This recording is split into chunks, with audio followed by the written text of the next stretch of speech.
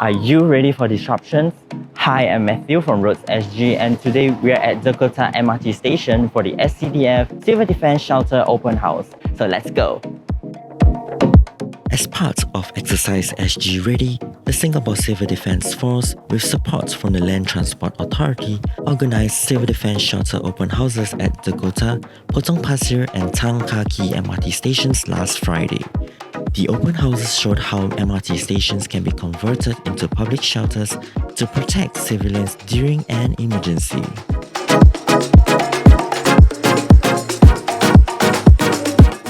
I think it's a very wonderful event. Yeah, we get to really know a lot of things and how Singapore are really prepared in this area of civil defence. Yeah, so I think it's very informative, especially for the young children.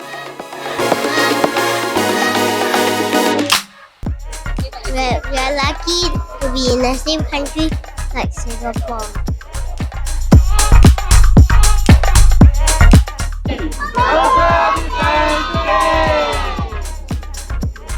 Well, I think all these measures that are put in place makes us ready for disruptions. Once again, I'm Matthew from Roads SG, and thank you for watching this video. Remember to like and subscribe, and see you. Stay tuned for more.